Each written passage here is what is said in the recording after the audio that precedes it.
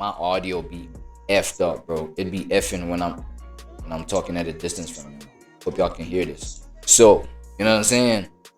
On this here, I had posted the videos because what I do is that I go according to the thumbnail, and then I post that video, right? I just share it right onto my communities tab, and then I just, you know, I caption that, yo, this is what we're gonna get into, and then I label. So right here, this is AWAD, right? I title my shit here S1W whatever, right? So that's what y'all see on this. Hold on, show y'all. Hold on, show y'all. That's what I don't see. That's what y'all see on this. That's how I labeled this. So it's S1W what. Well, S2 because it's season 2. So the S is for the season, right? Check. See this right here? So that's AWAD. So it's on a specific channel. But then on this channel, this specific channel is not premiumed up. You know what I'm saying?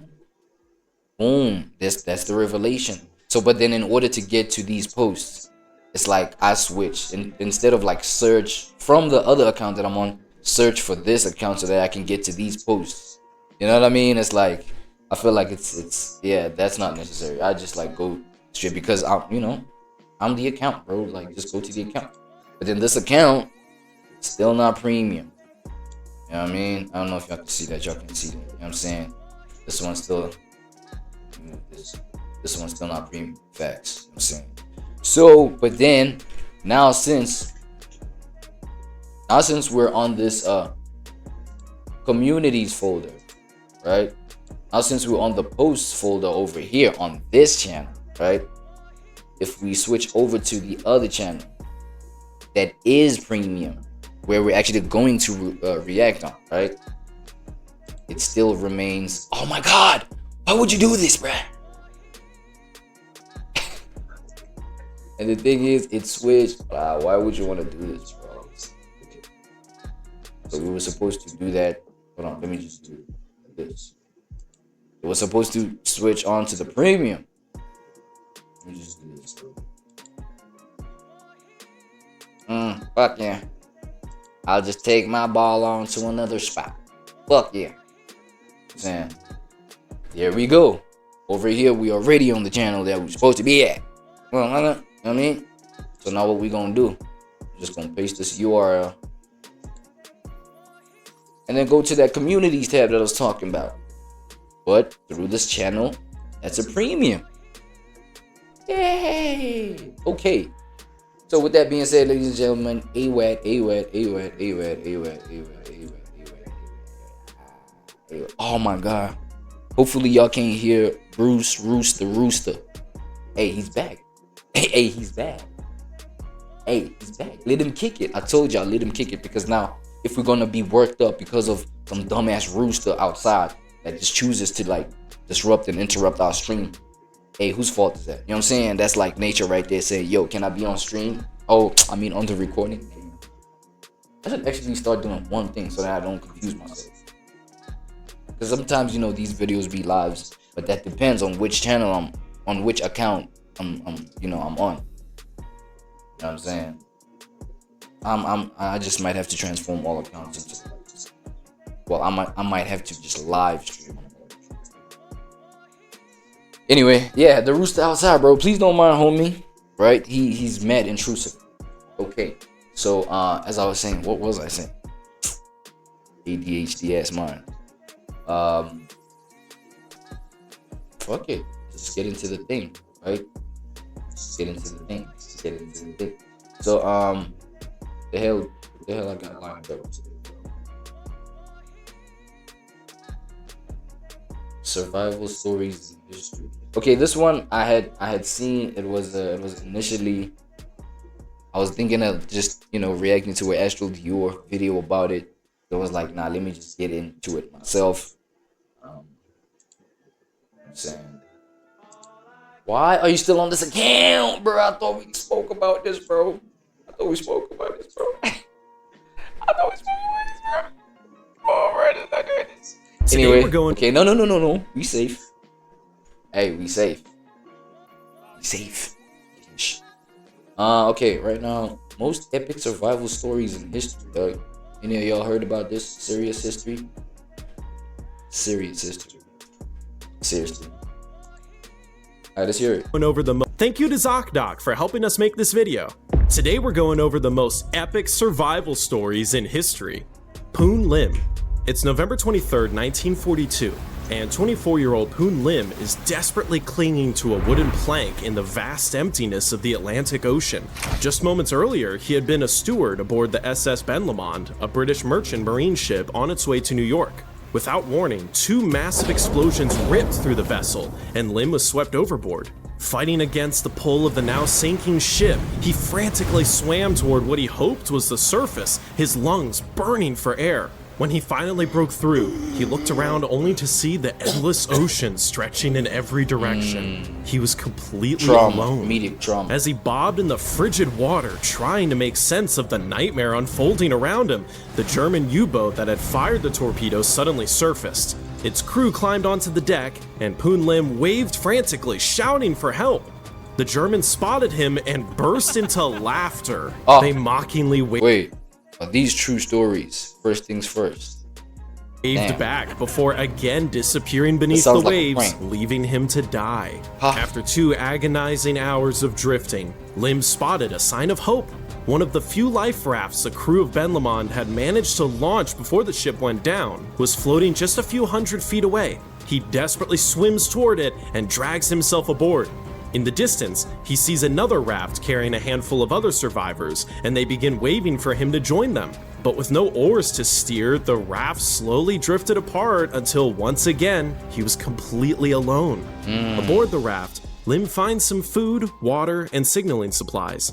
He began rationing carefully, clinging to hope that rescue would come soon, but days stretched into weeks, and his supplies dwindled to nothing. Realizing he would probably run out of food before he was rescued at this rate, Lim made a desperate decision. My bad. Let me just adjust one thing real quick.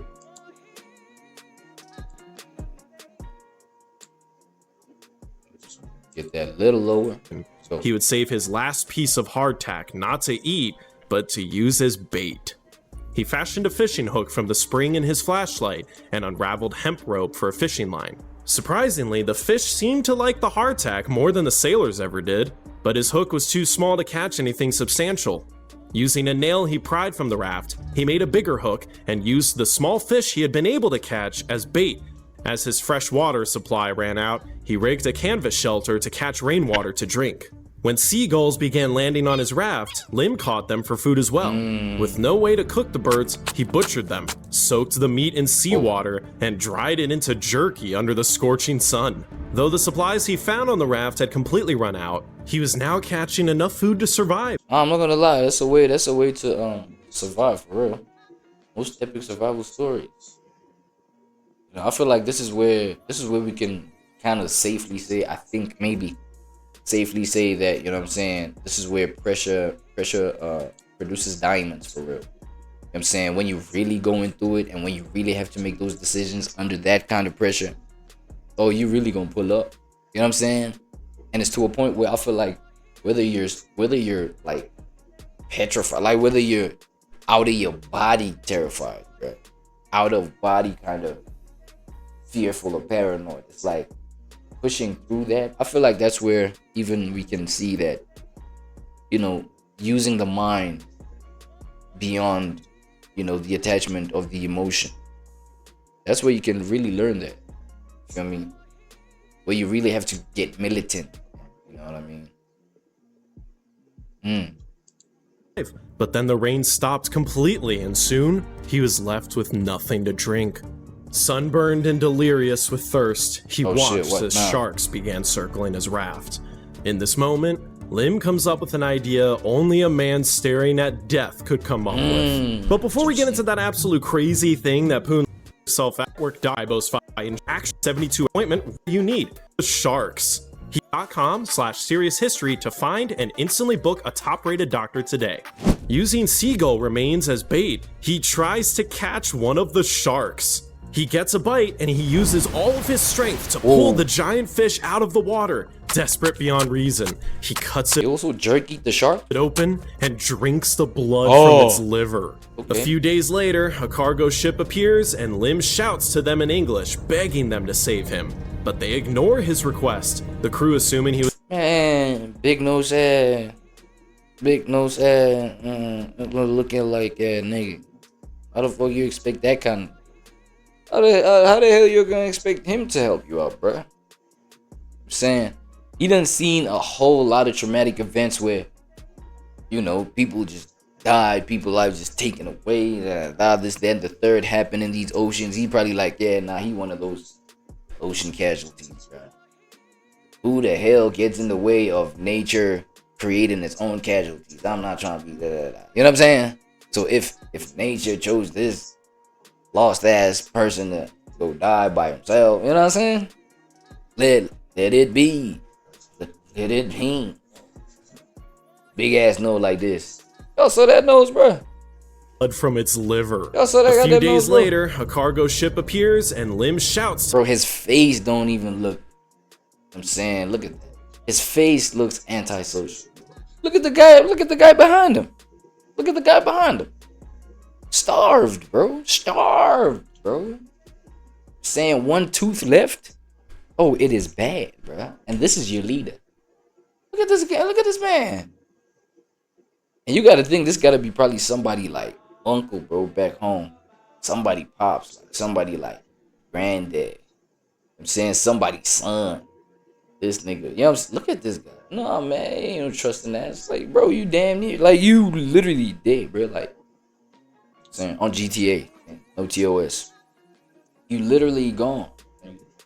His request. Even though he could like help you, but you still did. Like, you still did. Saying still on. The crew, assuming he was a Japanese sailor. You're actually better off. Later, like, American Navy patrol planes spot him. Wait, where you get that gun now? Where you get the gun? Nigga, he could have been used this shit. Where you get that? Dropped a buoy to mark his location for rescue. But before they could return, a violent storm swept Lim and his raft away into the vast ocean. Months pass, and Poon Lim gives up counting the days he has been lost at sea. Starving and sunburned, he's about to give up. But one morning, while gazing out at the water, he noticed something different. The color of the ocean had changed. He had drifted closer to shore. But where was he? And more crucially, could he survive long enough to be found? Finally, on April 5th, 1943, 4 months after the Ben Lomond's sinking, a Brazilian fishing boat spotted him just 9 miles off the coast of northern Brazil. Using the last of his strength, he stands and shouts for help, and the fishermen come to his rescue. By this point, Lim had lost 20 pounds and was so weak, the fishermen had to lift his emaciated body from the raft into their boat. In a Brazilian hospital, Lim learned he was the sole survivor from his ship. He had survived for 133 days, drifting alone in the Atlantic Ocean. And wait, why is this guy in front of my face excited like I just won some sort of like tournament or like, you know what I'm saying? I'm a gold medal. Nigga, I almost died, bruh. Survived 120 days. Like, this nigga just smiled. And I'm sure like this guy was like in front of the homie, right? That was going through all that. This guy's in front of this homie like probably like moments after this guy just opened his eyes on some, you know what I'm saying, coming back from a coma shit, like type shit. You just survived 164 days of, you know, brutality. I need to get up my face, man. Get up my face and get me right. God. Poon Lim makes a full recovery and is later told that no like 2 teeth left. one had ever survived longer on a raft at sea. He quickly replied, "I hope no one will ever have to break that record." Whoa. So it was a challenge for him too. It's August 18th. Nah, chill. Man, people be doing the dumbest things. Man, come on. Is he at least in the Guinness World of Book of books of records of books. 1923, and a fur trapper named Hugh Glass is traveling along the Grand River in what is now modern-day South Dakota. This particular expedition was... Wait, let me get It's August 1823, and a fur trapper named Hugh Glass is traveling along the Grand River in what is now modern-day South Dakota. This particular expedition was deep into Arikara Indian Territory, which made it particularly dangerous, but soon, Hugh would be fighting for his life against something much more fierce. While scouting ahead of his party for river crossings, Hugh inadvertently stumbles upon a mother grizzly bear with her cubs.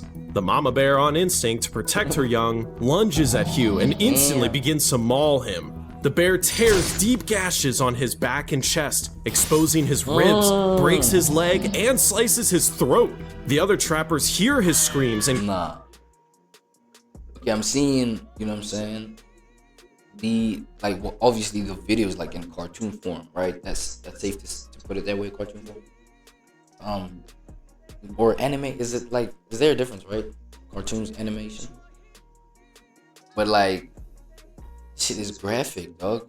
Because I get it. If it's cartoon, like, obviously it's gonna be appealing to like a younger audience. So if that's the case, I'm saying, and you are this graphic, it's like, god dang. I mean, it's like, bro, shit. come running, find... Or unless, obviously, it's one of those things where they're a channel that make it known, they disclose that they're not for a audience younger than 18. I mean, we know, you know, the YouTube verification. God damn. Finding Hugh being literally torn apart. I don't think I've seen this kind of, you know, graphic, like being this graphic on like cartoons. Yeah, I don't know. Maybe I have, but goddamn. They open fire, finally bringing down the beast. Hugh lies in a pool of his own blood, and he's in pieces. Mangled wreck that barely resembles a human being. Everyone present knows they're looking at a dead man walking. Or, rather, a dead man that had just been crumpled into a pretzel, I guess. They fashion a makeshift stretcher and drag him along for 2 days. But his weight slows their progress to a crawl through dangerous territory. Expecting Glass to die at any moment, the expedition leader offers $80 for volunteers to stay with him until the end and give him a proper burial. Stay with him until the end. Yo, I'm guessing how this nigga must have been feeling, bro. Just these guys, just, you know what I'm saying, they just reached the end of their journey. Yep, that's it. I have $80. That's it. Who's willing to just like, man, just look at Mans, bro? You know what I'm saying? Just accompany him to his last moments. Like, you know what I'm saying, I got $80, bro. I can't do this. This guy's bleeding out. This thing is pussed out. Like, all this pus is just going through. It's just, it smells disgusting here. It smells bad. Oh, hell no. He's half dead. All of his wounds have turned purple, blue, black. I have $80, bro. Just watch over his soul till it really just departs. Come on. An old trapper named John Fitzgerald and a young man named Jim Bridger step forward, thinking they've just scored the easiest money of their lives. But days pass, and Hugh Glass refuses to die. Fitzgerald and Bridger watch as Hugh drifts in and out of consciousness. Each time they think he's gone, he lets out another painful groan.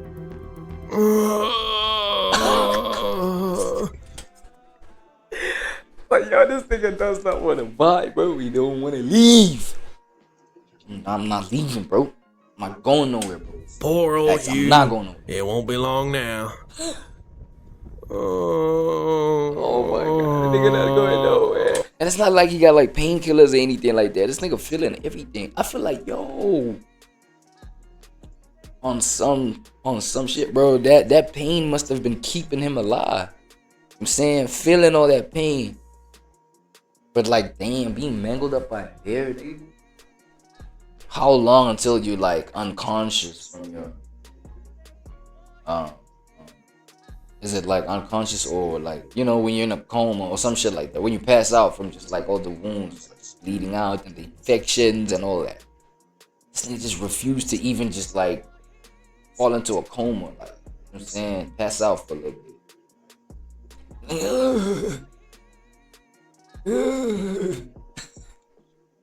But yo, that's a crazy analogy. Like, yo, pain can keep you alive. Yo, pain can keep you alive. Oh, or are we supposed to like alleviate all of our suffering? That shit keeps you alive, keeps you active, keeps you on your ass, keeps you on your feet, keeps you grinding. That pressure. But this nigga refusing to die is crazy. This nigga twerking and shit.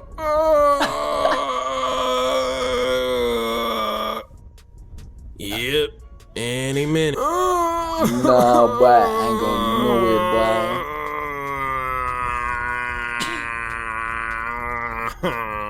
Damn, no, boy. No. Dog, pure pain, dog, pure pain. Oh my god. Yeah, now him arching his back like this is kind of, but yo, pure pain, boy. That's what keeps you alive. Niggas wanna go for pleasure. I just fucking die already. 5 days pass and he was still not dead. The trappers begin to panic. What if the Indians find them? They'd be sitting ducks. Hugh is obviously not going to make it, and there's no reason for him to take them with him. So in a moment of cold calculation, they decide to take Hugh's rifle, knife, and supplies and abandon him alone in the wilderness. Alright, man. Look, at this point, bro. When was the time here? Was it back in the day? You know what? Because there is such a thing as cancel culture, I was gonna say whatever I was about to say, but let me pass. Because at this point it's like, but yeah, like let nature take him out, right? Like, alright, cool. Fitzgerald and Bridger quickly catch up with the main expedition like, and report that Hugh Glass had passed away. You're not going nowhere. He's not going nowhere. Because it's either like, bro, like, you know what I'm saying, stay there until, you know, like keep your end of the agreement, bro. You said you was gonna stay there until the nigga passed. Nigga just ain't going nowhere. Or just like help him heal, dog, and take him with y'all. Like, what's up with y'all? After all, they'd seen what the guy looked like when they left. But against all odds, Hugh Glass did not die, and he finally wakes up only to find himself all alone and stripped of all his weapons and supplies. Enraged that Fitzgerald and Bridger had left him to die, he tries to stand but discovers his shattered leg won't support him, and his entire body is covered with deep wounds. With grim determination, he sets his own broken leg and begins an impossible 200-mile journey toward Fort Kiowa, crawling on his belly like a broken animal. Every day he drags himself a few agonizing miles, eating berries, roots, bark, and bugs to survive. Maggots hatch from fly eggs in his festering wounds and begin devouring the rotting flesh on his back, which is super gross, but actually probably saved his life by preventing a deadlier infection that would have killed him. While any sane man would have surrendered to death, Hugh is driven by one burning obsession: revenge against the men who betrayed him, so he continues to drag himself along the river. But by this point, Hugh was starving. The berries and bugs he had been eating were not enough.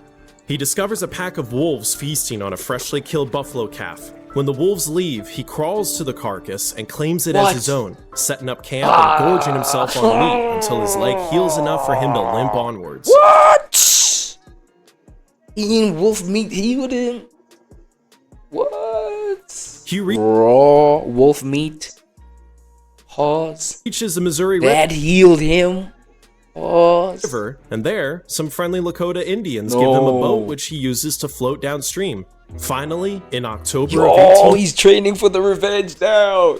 But to hit heavy bags and shit. Well, he's about to, like, you know what I'm saying, hit, like, concrete pillars. You know, the same as how he would hit a heavy bag. Like, this nigga, he about to train so bad. What the hell? 23, Hugh Glass. I mean, for them niggas that, like, sabotage, of course. Or probably for the bear. Imagine this guy go hunts the bear that... he go hunts the bear. He's, like, determined, bro, that bear, bro, I'm coming. I've been eating, you know, raw meat. I've been eating raw shark meat, boy.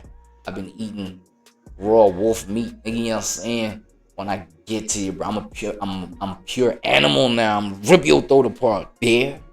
That was it. You know what I'm saying? I think it was a grizzly that Glass limped into Fork, Iowa. Against all odds, he had survived not only a vicious, looks like a guru, bro. Looks like a guru. Also nigga. a dangerous guru. 6-week, 200-mile journey back through the wilderness, white people all alone. In that village. Now, for most people, surviving such an ordeal would probably be the end of their life on the frontier. But Hugh Glass couldn't forget the men who had left him to die. Oh, it's for the men that left him to die. Wanted revenge, so as soon as he fully recovered, he bought a new. For this guy, dog, how many years has passed, bro? This nigga got nothing but 2 teeth left in his thing. He got like 2 teeth. He pissed as hell. He's so pissed, bro. He smell bad. You know what I'm saying? Like so pissed. The negative smells like from your pores just like smell bad. He tight, bro. Damn. New rifle and supplies, get your revenge, and set buddy. out to hunt down Fitzgerald and Bridger. He refused For to months, die. Hugh tracked through the wilderness, following the trail of the expedition that had written him off as dead. And on New Year's Eve, 1823, he walked into Fort Henry and found his former companions. The trappers stared in absolute terror as they watched a man who they thought was dead walk directly towards them. Once they confirmed he wasn't a ghost that was trying to haunt them, they peppered Hugh with questions, which he answered. Poking them with their sticks. They poking them with their sticks, nigga. Y'all left me out to die, now y'all. I on my dick, like what's going on? Only patiently. Finally, it was his turn to speak, and Hugh just had one question of his own. Where are Fitzgerald and Bridger? Bridger is called, and the young man cannot believe his eyes. Though Hugh intended to kill him, their conversation reveals that Fitzgerald was the one who decided to abandon him. Hugh forgives. Oh, the ones that were paid $80 to look over his soul until he departs from this earth, from this plane of existence. The young man and sets out to find and kill Fitzgerald, who had since left the party. For the next 6 months, Hugh wandered from fort to fort, searching for his betrayer. And finally, in June 1824, Hugh Glass walked into Fort Atkinson and finds Fitzgerald. Hugh draws his gun and walks into the fort, but is stopped by a U.S. Army captain. Hugh demands a face-to-face meeting with Fitzgerald so he can give him what he has coming to him, but his long-awaited revenge was immediately crushed. The captain informed Hugh that Fitzgerald had enlisted in the U.S. Army and was now government property. He would not allow Hugh to harm him. Glass pours out his story about how he was abandoned and left for dead by Fitzgerald, and the captain understands how that probably was pretty infuriating. So he tells Hugh to wait a moment. He returns with Hugh's rifle that Fitzgerald had taken and $300. Happy to have his rifle back, but still bummed he couldn't get his revenge, Hugh shouts a warning to Fitzgerald, who remained in hiding. Never leave the army! Because if you do, I'm on your ass! Hugh Glass then turns and leaves the fort, returning to life as a fur trapper, which he does for another 10 years until the Arikara finally killed him. Bro really should have retired. The HMS Endurance. Life as a fur trapper, which he does for another 10 years until the Arikara finally killed him. Bro really should have retired. The HMS Endurance. It's December 5th, 1914, and Sir Ernest Shackleton is sailing toward Antarctica aboard the HMS Endurance with a crew of 27 men. The early 20th century was the golden age of Antarctic exploration, and Shackleton was one of the greatest heroes of the era. In a previous expedition, he had come within just 97 nautical miles from becoming the first man to reach the South Pole, but he was forced to turn back when he ran out of supplies. Before he could attempt it again, Norwegian explorer Roald Amundsen beat him to the prize, which was super frustrating. Now 40 years old, Shackleton knew time was running out on his career as an explorer. It's probably a journey and a half to just like get there. Somebody beat your ass to it. You know what I'm saying? I imagine that. I know people have gone through that. Like I felt that feeling when it's like, it was just like, you know what I'm saying? Trying to get it, trying to get there, trying to, you know what I mean? Beat or whatever the case, and then whatever the case that of something that you do want to achieve, you know what I'm saying, within a certain, you know, threshold or whatever the case, trying to be the first at your school to do this, that, and third, you know what I'm saying? Trying to be the one to be part of that A-list team, and you know what I mean? Somebody beat you to it. There was that one spot left. somebody that's unexpected, you know what I'm saying, beat you to it after you done did all that training, all that work, put in all that effort. It just snaps. I can, you know what I'm saying? I can understand like why he's making that face right here. Or if he wanted to secure his place in history, he would need to achieve something even greater than reaching the South Pole. And that was exactly what this expedition aimed to do. Shackleton planned to be the first man to walk across the entire Antarctic continent, passing through the South Pole. This would probably take an entire Antarctic summer. His team would need to be perfect, but Shackleton was confident they could make history by accomplishing the impossible. But as the Endurance entered the Weddell Sea, Shackleton and his crew could see that something was not right. This should have been the peak of the Antarctic summer, yet due to unusual weather that year, the sea was choked with ice. As the Endurance pushed closer towards the continent, the ice grew thicker and more threatening, and by January, the ship was completely frozen in place. Oh, I never knew that this happened. Oh, I never knew this happened. Like, okay, it wasn't in my, like, awareness, you know what I'm saying? I'm mad ignorant to the fact that, yo, ships out there go through moments where they could get stuck. They could potentially, you know, get stuck because of how thick the ice can get. Yo, and then what happens, like? Shackleton's crew tried desperately to chip away the ice and chip away the ice? How Endurance, but it was hopeless. Soon the brief summer season had passed, and without any other option, they were forced to wait until the ice would break during the next spring. For 8 brutal months, the crew survived. Oh, and everything is fucking freezing, bro. It's wood on ice. Wood on ice. Because it looks like it was a wood, you know what I'm saying, ship. On the ship, enduring the savage Antarctic winter. Shackleton worked tirelessly to maintain his men's morale, organizing games and sing-alongs, but in his endurance title. Yo, I feel like this is when the universe forces grown-ass men to just like relax, bro. There's nothing else to do here, though. It's idols. Idols, my nigga. A bunch of like sailors doing idols. And the resting ground for nesting ground. You know? Is that how they do it? Is that how they be talking? I'm saying. His private journal, he confessed his deepest fears about their situation. His only goal now was getting his men back home alive. In September 1915, the ice around the Endurance began to melt. The crew initially celebrated, thinking they were finally free.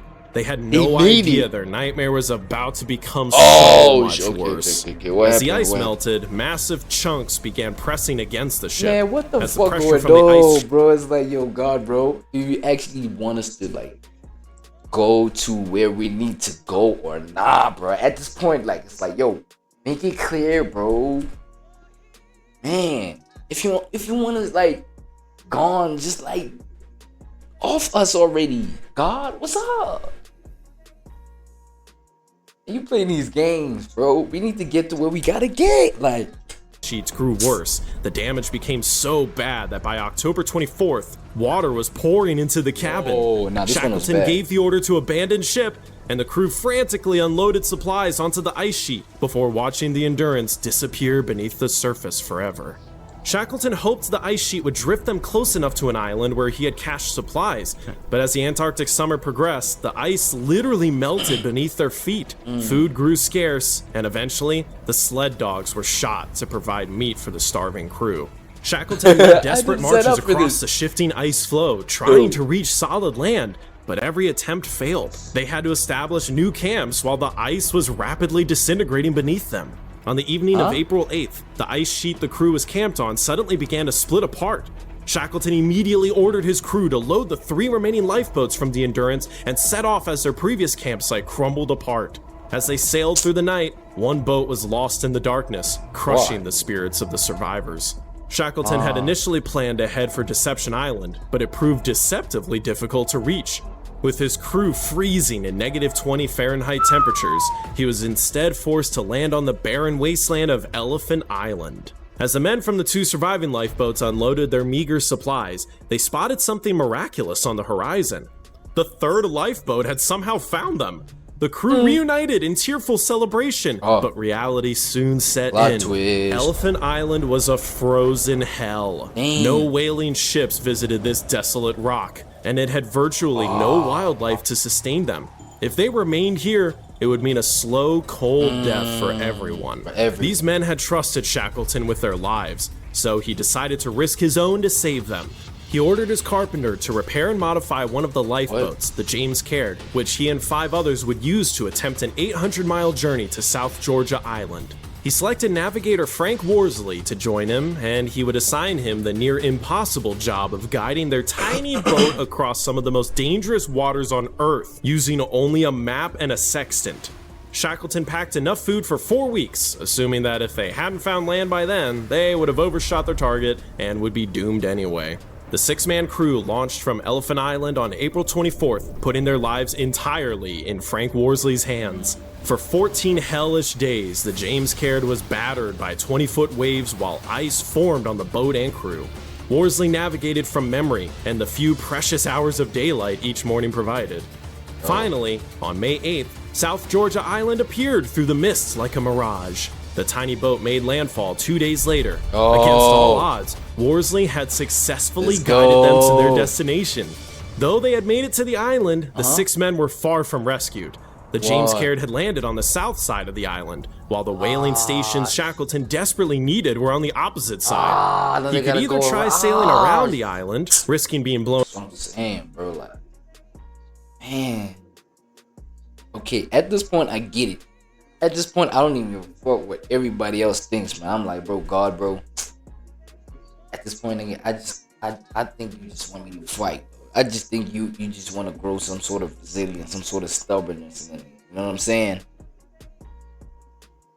Wow, all these obstacles, bro.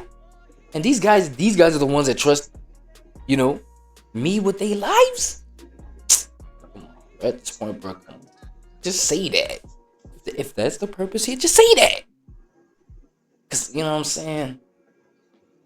At this point, you playing with my emotions, bro. Blown off course, or attempt something that had never been done: climbing over the glacial mountains that stood between him and civilization. Shackleton chose Worsley and another sailor to accompany him on his final gamble. With no map to guide them, they set out at 2 a.m. on May 19th, 1916, and began up the mountain. By dawn, they had climbed. Bro, one question. What's up with these dates, bro? Are they supposed to, like, make a nigga think that this stuff is real? This can't be real. It's like stories, right? To 3,000 feet and could see the whaling station in the distance. But they were heartbroken to discover they were traveling in the wrong direction. They had to backtrack and continue through the night in complete darkness. By the next morning, they could make out the whaling station far below, and at 7 a.m., they heard a steam. When they get there, it's the wrong one, because in that one, it's the abandoned one. The real one is on the other side and of the opposite direction from where they came. Now they have to crawl under these sheets of ice. Whistle, the first human sound they had heard in 2 years. That was. What's the catch? Wasn't their own. On the morning of May 20th, the whaling station far below, and at 7 a.m., they heard a steam whistle, the first human sound they had heard in 2 years that wasn't their own. On the morning of May 20th, 3 skeletal figures with matted hair and wild beards stumbled into the Stromness whaling station. They might have made it. The whalers didn't believe the man claiming to be Ernest Shackleton. He had disappeared 2 years ago and was presumed dead. Only when Shackleton called the station manager he had met prior to the voyage by name did they finally believe him. Shackleton immediately convinced the whalers to help him rescue his men. The very next day, the 3 crew members from the James Caird, who were stranded on the other side of South Georgia, were rescued by a whaling boat guided by Shackleton himself. 3 days later, Shackleton set off in a whaling ship to rescue the rest of his men on Elephant Island. But winter was setting in, and the island was surrounded by an impenetrable ice pack. Shackleton desperately attempted to reach Elephant Island in July, but the ice was still too thick. Man, this guy Shackleton just gets himself in these situations. An August attempt also failed. Nah, but at this point he has survived. I ain't even down any. This guy gonna survive this thing. No, you know what I'm saying? No pressure. 3 months had passed since Shackleton had left his men on that frozen rock, and he begged the Chilean Navy for assistance. They provided him with a steam tug. Bro, don't you think they did, bruh? A couple months have passed, bruh. That finally broke through to Elephant Island on August 30th. As the fog lifted around the ship's approach, Shackleton wondered if anyone could still be alive. He had left them in such a horrible place, but soon he was overwhelmed with relief as he saw his men waving at him from the shore. They had survived, every single one of them, and within an hour, they were all— And nobody ate nobody up. Pause. Like, nobody, you know, I don't want to say the word. You know what I'm saying?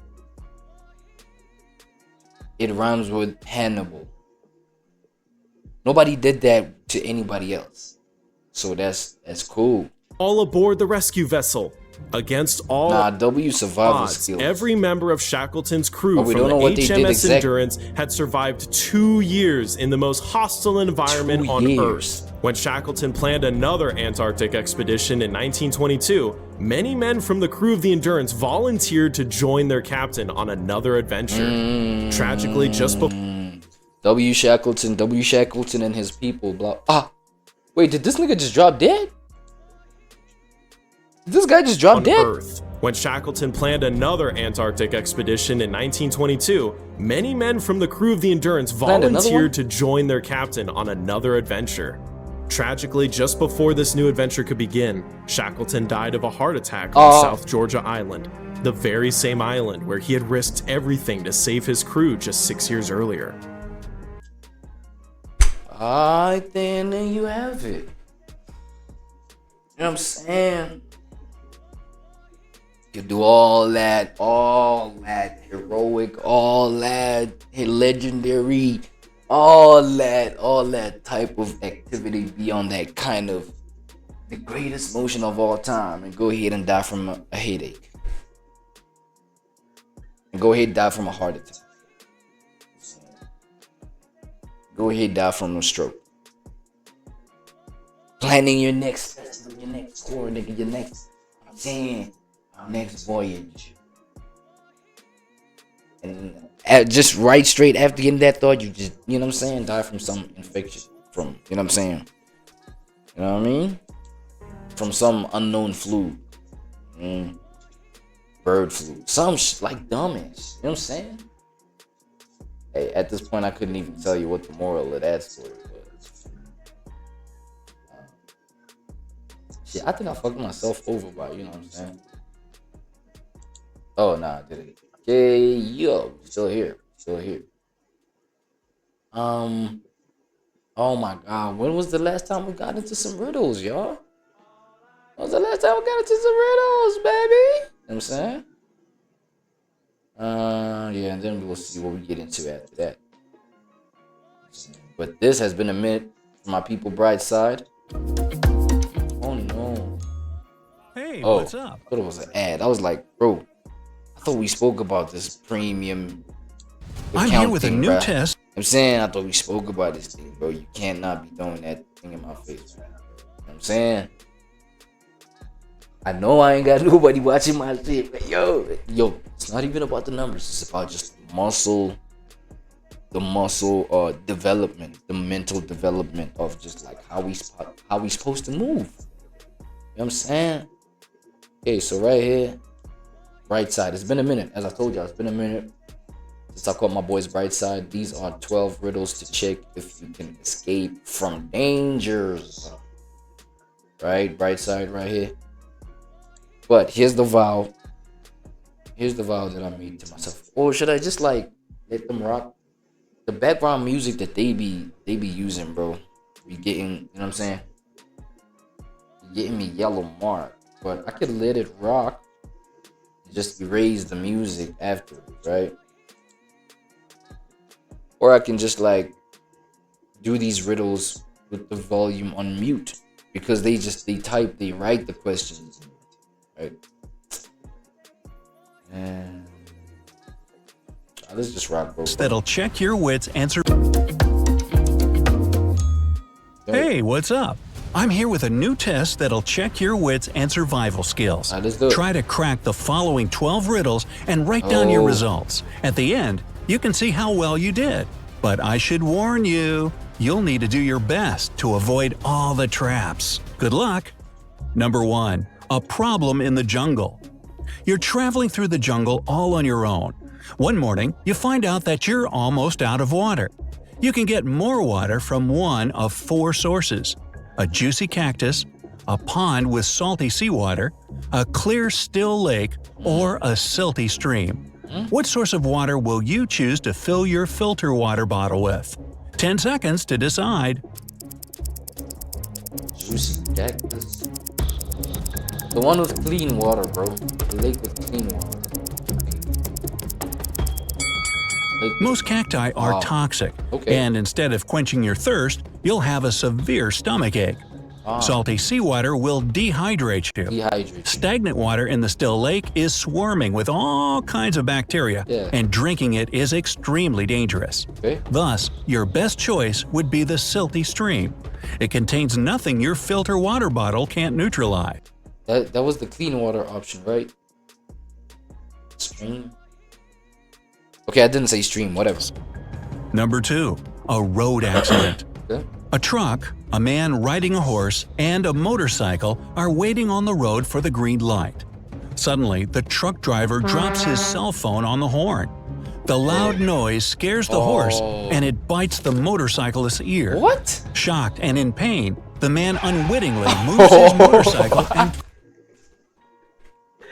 Yo, what just happened, bro? Yo, that's crazy. Wait. Causes an accident. Nah, that's crazy. Noise scares the horse, and it bites the motorcyclist's ear. So Road all for this the green light.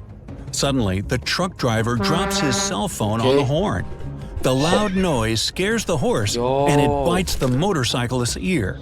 Shocked and in pain, the man unwittingly moves his motorcycle and causes an accident. But which person actually broke the law? You have 10 seconds. Bro, it's the guy with the horse on the thing, bro. Why are you here with a horse in the middle of the road? I was about to even ask, like, where, number 1, where is this whole situation going on? You know what I'm saying? In that part of the world, why the hell is animals traveling alongside vehicles, bro? To figure it out. No, it's not. It's easy, bro. It's the police officer with the horse. What the hell?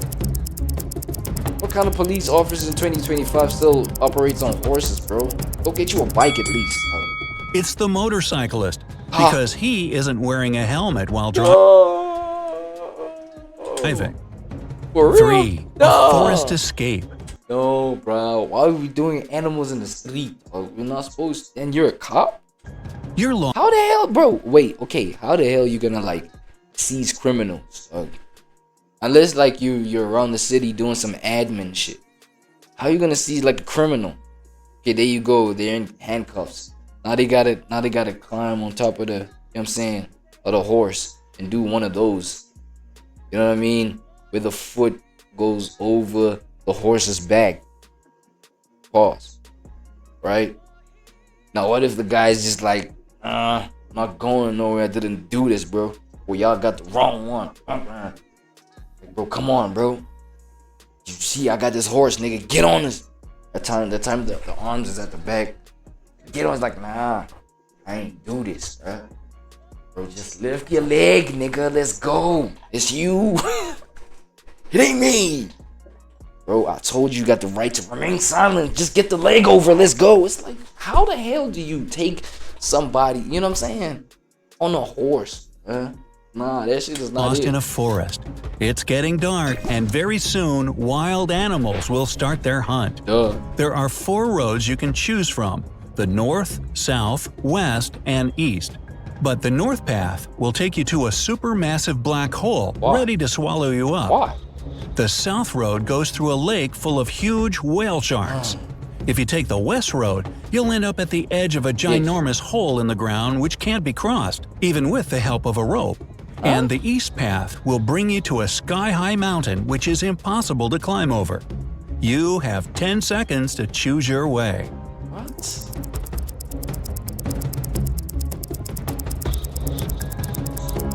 You go to the north. This see what's in the north. I don't know why. You need to follow the South Road. Whale sharks present no threat to people. Why? And they'll let you swim across the lake without any problems. Okay. 4. Trapped. See, I didn't know that. That's why it's AWAD. We learning. Saying, here's the educational kind of thing. By a psycho.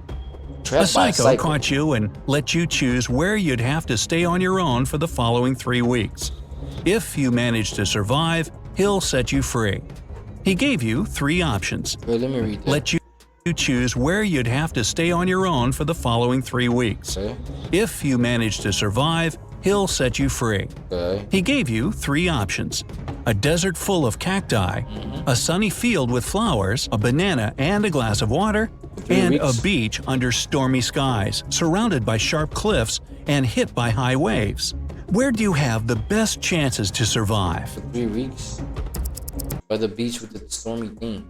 Because there's like a lot of nature there at that beach. You saw the trees and the things there by the beach. Check. You see the things here, the trees and all of that nature over here, right?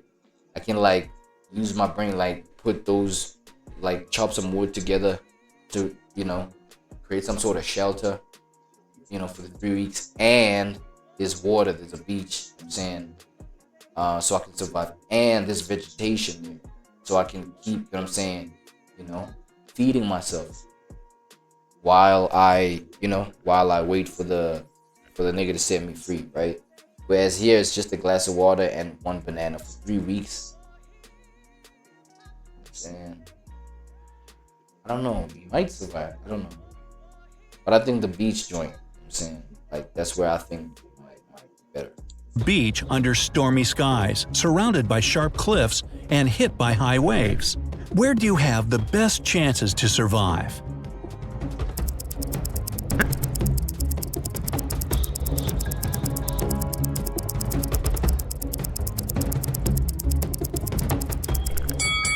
In a desert, there's no water, and you won't last long. Nice. 1 banana and a glass of water won't help you to survive for 3 weeks. There we go. Your only choice is the beach. Why? The sea will provide you with food, There we go. and since the weather is cloudy, you'll be able to drink rainwater. 5. A scary castle. One night, you find yourself stuck in an old, spooky castle. You hear someone chasing after you, and you run faster and faster, but suddenly that's speed walking, and then there's power walking or speed walking, but that's not running. Dead end. However, as your eyes adjust, you notice 3 doors in the wall. But behind each door, there are some horrifying creatures. The first door hides zombies. Werewolves are behind the second one, and if you open the third door, you'll come face to face with bloodthirsty vampires. Which door should you open to have a chance to survive? The first one. The first, guys, because zombies are like lazy, bro, and they're slow, bro. You can just like, whip their ass, bro. You can suck. They're already lifeless. I was gonna say you can suck the life out of them, but the remaining, piece of a little bit of energy, you could just like beat their ass up. And they just did. They can't move. Escape through the second door. Why? The moon is waxing at the moment, and werewolves only transform during a full moon. 6. A wicked kidnapper. You're kidnapped and held in a basement by a crazy professor. Why? But the basement has 3 doors, and one of them leads to freedom. The professor leaves, and you get to open the doors one by one. Behind the first door, there's a dense jungle full of deadly creatures. Behind the second door, there's a gigantic fire-breathing dino that could burn you alive. And behind the third door, you see a lake of ice water that freezes everything in several seconds. How can you escape? Freezes everything in several seconds. Jungle, bro. Get into the jungle. You can eat, you can Walk survive, out through you the can shelter second yourself. door. Dinosaurs Why? can't breathe fire. No, but you said they can, bro. Why didn't you let me know that in my hypothetical world, man, you're right, they can breathe fire.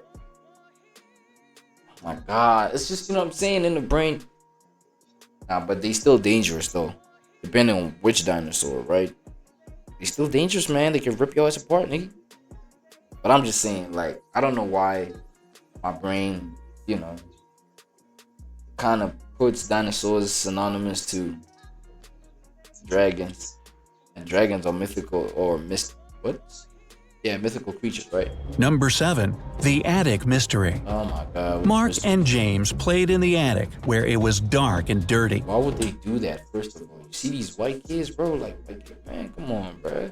They begin, like, their level of boredom is to a point where they can justify things like dark activity. Like, I don't know. Okay, let me not make it a racial thing. My bad. Yo, my fault. It's just kids, bro, that grow up in certain environments first. You know what I'm saying? Yeah, it's like, yo, why are your kids doing this? You know what I mean? You get these kids that like chopping up raccoons. I'm saying dead raccoons and rodents. You know what I'm saying? Roadkill, bro. Just for fun, they just, like, you know, take the guts of the roadkill and they do this in their hands. Have them a little time to be smiling. It's like, why is your kid bored doing that? Why is your kid up in a dark attic, bro? Like, come on. But when they came down, only Mark's face was covered in dust, while James' face was miraculously clean. That's creepy. However, it was James who went and washed his face. You have 10 seconds to figure out why. James washed his face because he was paranoid. He was the one that was too paranoid, Your Honor. James looked at Mark's face and thought that he was dirty too. At the same time, when Mark looked at James' face, saw it clean. He said, I must be clean too. at James, whose face was spotless, he decided he was just as clean. Okay, cool. Number 8. A treasure hunt. A treasure hunter got lost in a forest, but after he had been walking for some time, he noticed a crossroad with a big stone in the middle. There was a note on this stone which read 4 + no 5. The man realized that the sign must be showing the direction toward the treasure, but it was written in some tricky cipher. Can you help the treasure hunter to decipher the code? 4 + no 5.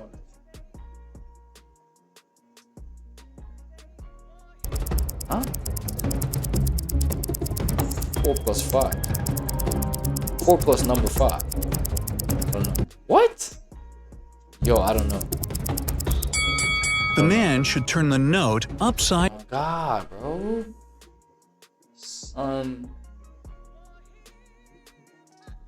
down. Then it will read south. South. That's where the treasure is. 9. An escape from a locked house. You got kidnapped and locked in a stone house. However, there are 4 doors you can escape through. But behind the first door, it's extremely cold, and if you choose to go that way, you'll turn into a block of ice in a matter of seconds. Whoa. The second door opens into a water tank swarming with hungry sharks. Behind the third door, the sun shines so brightly that it burns everything in no time. You gotta escape. And the room behind the fourth door is filled with toxic gas that won't let you breathe. Is there a way to escape? You have 10 seconds to figure it out.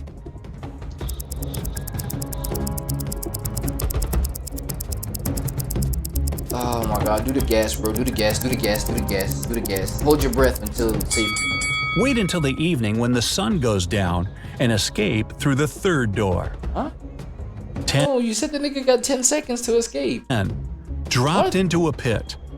Dropped into One day, John was caught by a maniac and thrown into a 20-foot deep pit. Maniac. The maniac told him that in 5 minutes, the pit would start to fill with water. John was horror-struck because he can't swim.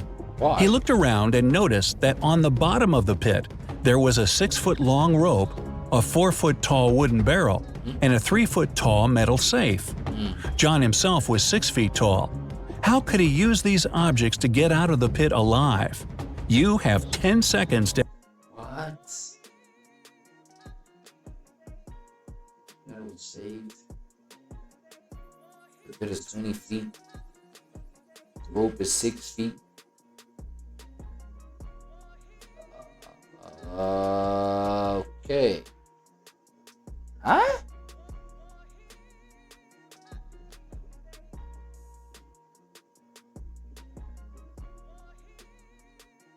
15. That's 19. 6 feet. Wait, the rope is 6. Man. Screw the rope. I'm saying, fuck the rope. You're already 6 feet. Just take the wooden barrel. Oh my god. The sneeze is coming. Sorry for that.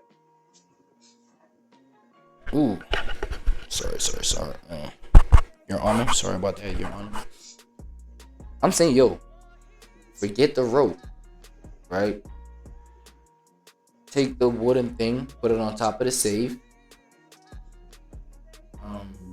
That's 4 feet on top of 3 and 7. Oh, snap. 7, John is already 6. 13. Saying 13 and 7.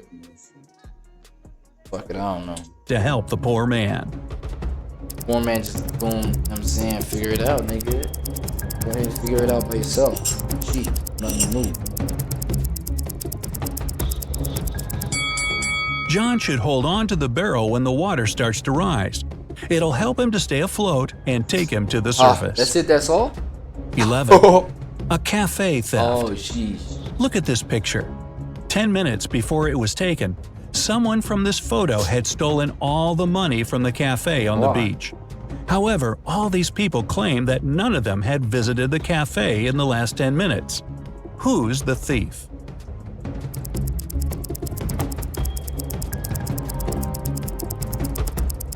The guy with the goggles. For some reason, I don't know. I feel it. The thief is the man with an shit. ice cream. What? If he had bought it more than 10 minutes ago, it would have already melted, or the man would have already eaten it. Okay, 12. cool. A prison escape. Matt escaped from prison by digging a long tunnel in the floor of his cell. You shouldn't have done He'd it. been crawling through the underground tunnel for Just do your goddamn time, bro. You the one that did the crime. 3 hours are you talking when he about? saw that the main tunnel divided into 3 smaller Oh ones. my god. But the first one was on fire, Why? and the second tunnel was home to a nest of venomous snakes.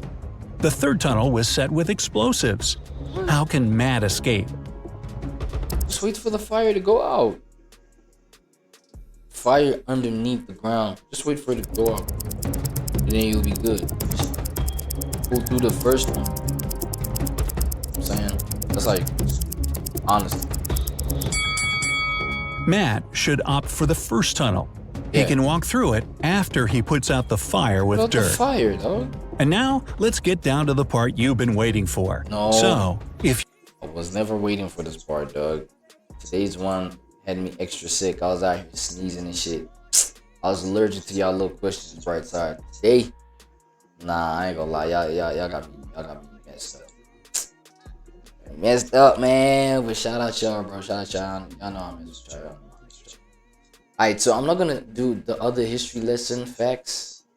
And did enough of that, bro. Come on, man. I think I should just catch a little bit of this MacG joint. IQ test. Did I do IQ tests? IQ test? Did I expose myself like that? Every calisthenics says you need to build an enemy. Calisthenics. Okay, let's see what kind of IQ test. Marie Curie and Leonardo da Vinci. What do all these remarkable individuals have in common? They all possessed exceptional intelligence and creativity. However, having a high IQ isn't limited to scientists, artists, or mathematicians. Likewise, being in these fields doesn't automatically mean someone has a high IQ. IQ, or intelligence quotient, is a measure of logical reasoning, problem-solving ability, and how efficiently the brain processes information. But remember, intelligence comes in many forms: emotional intelligence, bodily kinesthetic intelligence, and more. An IQ test only evaluates one aspect of intelligence, so are you ready to put your IQ to the test? No. This test consists of 15 questions, and you'll have 10 seconds to Why, answer bruh? each one. Each correct answer earns you 1 point. Don't forget to share your results in the comments at the end of the video. Ready? No. Let's begin. Alright. Question number 1. How many times does the number 4 appear between 1 and 100? Man, come on, bro. Nah. I've seen that before. Bro. Come on. Y'all niggas. And I think it's the whole thing of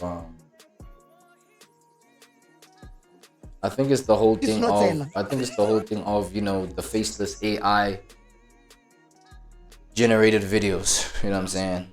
I was just now about to take it seriously, but like I've seen that question on like probably like more than 7 videos now. You know what I'm saying?